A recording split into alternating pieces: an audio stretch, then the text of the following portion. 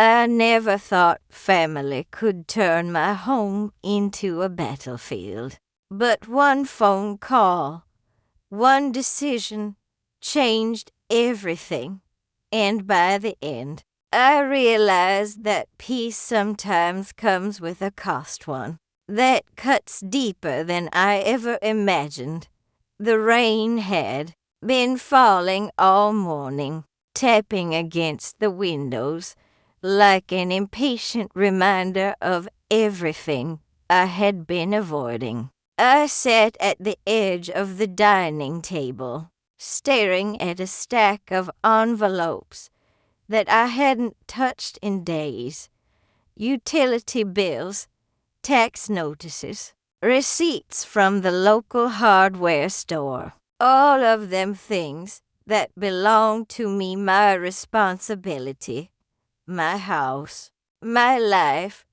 But in the living room, sprawled across every couch, chair, and inch of rug, were Kinley's relatives, people I had barely met, people who treated my cottage like a free airbin. Someone had left pizza boxes stacked on the counter, soda, canned sweating rings onto my wood. Upstairs, kids I didn't know were stomping, shouting, leaving trails of muddy footprints across the hallway I had scrubbed just last week. It wasn't supposed to be like this. When I bought this cottage, my little dream home by the lake, I thought it would be my sanctuary, a place to finally breathe after years of sacrifice. I had envisioned quiet mornings with tea on the porch, evenings by the fireplace, and weekends filled with books and gardening. Instead, I found myself trapped in a circus I hadn't agreed to host. And it all started with one text from Kinley. "We'll be there in 2 hours with 20 people." At the time, I laughed nervously, thinking she had to be joking. Who just shows up with a small army of family without asking? But 2 hours later, vans rolled up my driveway, doors flew open.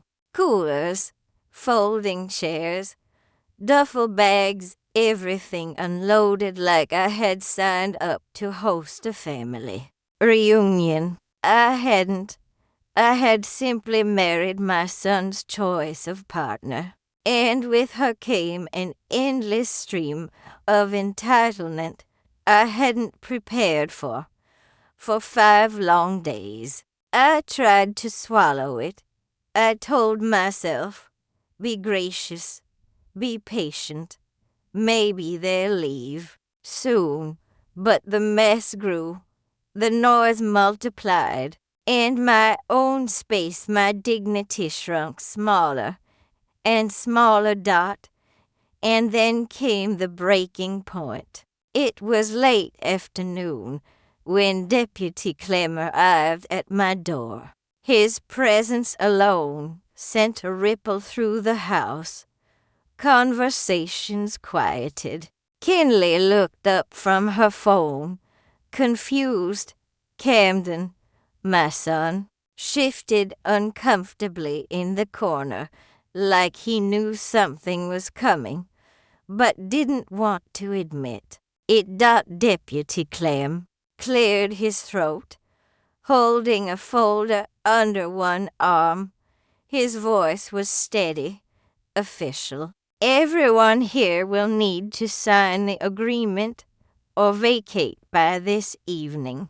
The room erupted instantly. Murmurs, protests, whispers of she wouldn't dare. But I stood still, calm, because I had been preparing for this moment all along. I handed over my neatly organized documents, contracts, receipts, timestamps of messages Kinley had ignored, even the recorded call, where I had explicitly said this, was not a free-for-all. Kinley's face twisted. She dropped the paper like it burned her fingers. "You're unbelievable," she spat. I folded my hands in front of me. My voice was calm, almost too calm. "You're welcome to stay, Kinley, but not for free, not anymore." Her voice cracked. "You're not actually enforcing this, are you?" I didn't blink. "I am." Camden stepped forward, trying to smooth the edges, like always. "Mom, come on. This is unnecessary. They're just staying a little while." But Deputy Clem shook his head.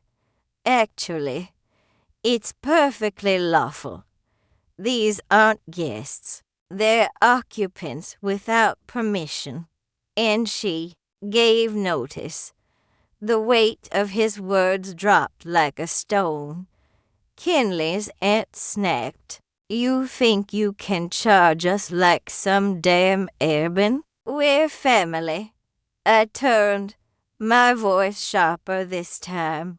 "No, you're her family. You've never sent me a birthday card, never invited me anywhere. And yet I've spent the last 5 days cleaning up your mess." Silence for the first time. No one laughed. No one asked about Wi-Fi. No one demanded dinner. The air shifted, and in that moment, I knew I had finally taken control. By sunset, the driveway turned into chaos. Suitcases dragged, trunks slammed, bitter voices hissed under breath. Flower pots were knocked over, soil spilling like scars across the porch. Someone yelled, "You'll die alone," as they piled into the vans. I didn't flinch. I didn't blink. I stood at the gate, clipboard in hand, heavier not with paper, but with the weight of finally choosing myself. Camden lingered, his jaw tight, his eyes refusing to meet mine. Kinley crossed her arms, her mouth a thin, sharp line. "You made this hostile," she hissed. I looked her dead in the eyes. "No, I just made it clear." And with that, they left. The house was silent again. No footsteps, no laughter, no stomping upstairs, just silence. But it wasn't empty. It was full of everything they didn't take with them. Dignity, peace, and the echo of boundaries finally set. Respect doesn't require noise. It doesn't beg for validation. It simply exists, strong and steady, once you finally choose yourself. That's my story. A story of choosing peace over chaos, clarity over guilt, and dignity over manipulation. If you've ever been made to feel like your home, your time, or your love didn't matter, let this be your reminder. You are allowed to draw the line. And if stories like this resonate with you, where family bonds are tested and truths come crashing to the surface, join me on this journey. Subscribe to Shattered Bonds for more stories that cut deep, twist unexpectedly, and remind us all that sometimes the hardest goodbyes are the ones that set us free.